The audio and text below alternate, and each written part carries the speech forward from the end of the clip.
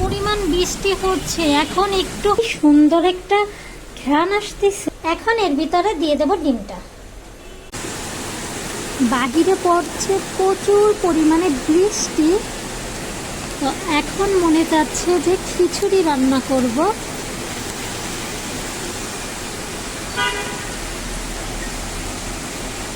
তো hello everyone, welcome to my channel. তো বাহিরে পড়ছে হচ্ছে বৃষ্টি, আর বৃষ্টি শুরু তো খিচুড়ি রান্নাও শুরু। তো চলো এখন হচ্ছে আমি রান্না করব খিচুড়ি। তো কিভাবে আমি রান্না করি সেটাই তোমাদেরকে দেখাবো। আর এই যে একদমই অল্প করে হচ্ছে বানাবো। এই যে এতটা আমি চাল নিয়ে নিলাম। এখন এই চালের ভিতর কিন্তু এই যে ডাল দিয়ে দিলাম, চাল আর ডালটা মিশিয়ে নিলাম। বৃষ্টি হলেই খিচুড়ি খেতে মনে চায়, এটা আবার কেমন কথা বলো তো? সবারই কিন্তু বৃষ্টি হলেই খিচুড়ি খেতে মনে চায়। তোমাদের কার কার মনে চায় বৃষ্টি হলেই খিচুড়ি খেতে? আমার কিন্তু ভাত রান্না করে আছে, তারপর আমি এখন এসেছি খিচুড়ি রান্না করতে। তো চলো কিভাবে আমি খিচুড়িটা রান্না করি সেটা তোমাদেরকে দেখাই। তো দেখো এখানে কিন্তু আমি চাল আর ডালটা ভালোভাবে পরিষ্কার করে নিয়ে এই যে একটা জাফিতে হচ্ছে পানি ছেঁকতে রেখে দিয়েছি। পানিটা একদমই ছেঁকে যাবে। তো দেখো এখন বাজে হচ্ছে 4:30, কিন্তু মনে হচ্ছে রাত হয়ে গেছে, যার জন্য এখানে আমি এসেছি। এই যে আমার একটা সুন্দর পোলাও পাতা গাছ আছে, এখান থেকে হচ্ছে আমি 2টা পাতা নেব। খুবই ছোট কিন্তু আমার পোলাও পাতা গাছটা, গ্রাম থেকে এনেছি। তা হচ্ছে আজকে আমি চাচ্ছি যে ওরে পোলাও পাতা খিচুড়িতে দিব। এখন আমি এখান থেকে পাতা নিয়ে ব্যবহার করে নিই, কিন্তু আজকে হচ্ছে নিতে হচ্ছে।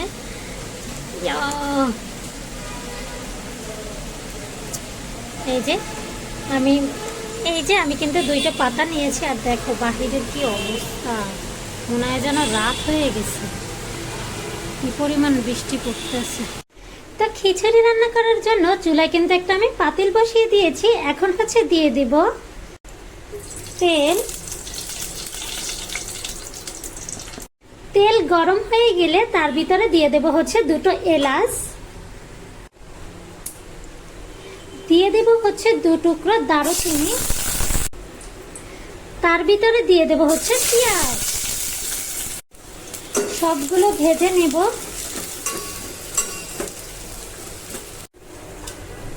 তো এটা হালকা ভেজে নিয়ে এখন হচ্ছে এর ভিতরে দিয়ে দিব 1 চামচ মরিচ বাটা, রসুন বাটা, লবণ,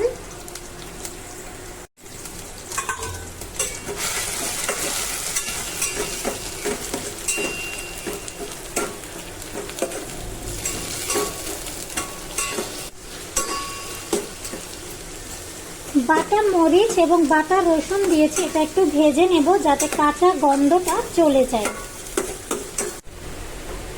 এখন দিয়ে দেব হচ্ছে পানি।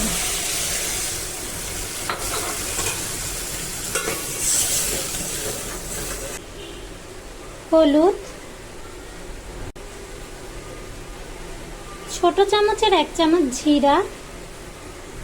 সবকিছু আমার কিন্তু দেয়া হয়ে গিয়েছে। এখন আমি মশলাটা ভালোভাবে কষিয়ে নেব। পরিমাণ বৃষ্টি হচ্ছে, এখন একটু হচ্ছে আলো বের হয়েছে, এতক্ষণ একদম রাতের মতো অন্ধকার ছিল।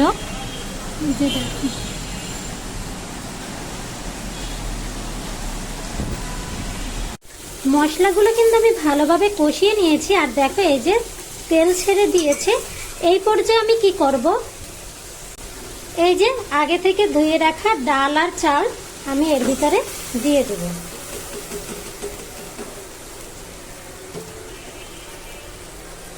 এখন এই মশলার সাথে ডাল আর চালটা আমি ভালোভাবে কষিয়ে নেব। তো এটা ভালোভাবে কষিয়ে নিই। এখানে আমার চালটা মশলার সাথে ভালোভাবে ভাজা হয়ে গিয়েছে। আর তোমরা কি শুনতে পাচ্ছ যে বৃষ্টি পড়ছে? এখন হচ্ছে এর ভিতরে দিয়ে দেব পানি। এই যে এতটা পরিমাণে কিন্তু আমি পানি দিয়ে দিলাম।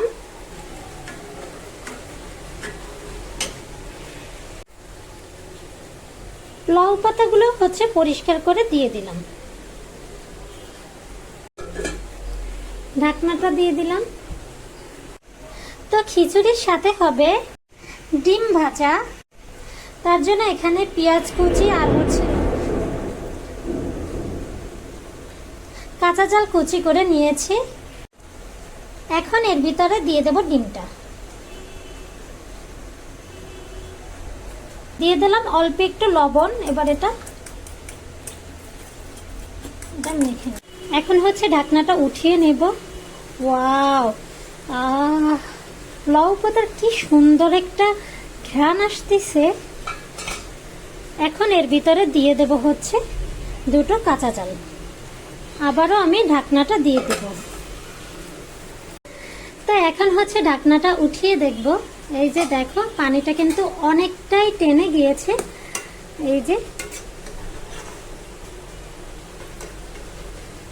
আমার খিচুড়িটাও কিন্তু হয়ে গিয়েছে। এখন হচ্ছে আমি এটা উঠিয়ে নিব। লাউ পাতা দিবার পর যে কি সুন্দর একটা ঘ্রাণ আসতেছে, মনটা ভরে যাচ্ছে। এরকমই একটু ভিজা ভিজা থাকবে। এখন একটু দমে রাখলে একদম ঝুরঝুরা হয়ে যাবে। এখন আমি তো কিছুক্ষণের জন্য দমে রেখে দিই। তো এখন হচ্ছে আমি খিচুড়িটা উঠিয়ে নিব। ডিম ভাজার জন্য চুলা একটা পাতিল বসিয়ে দিয়েছি। দিয়ে দেব তেল।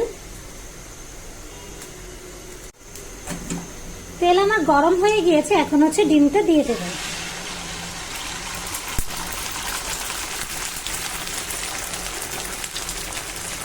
ডিমটা হচ্ছে এখন আমি উল্টিয়ে নিব।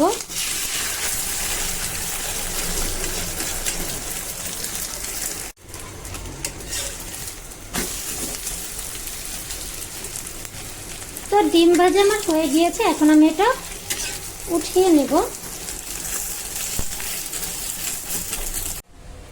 এই তো আমার গরম গরম খিচুড়ি। এখন হচ্ছে বেড়ে নিব।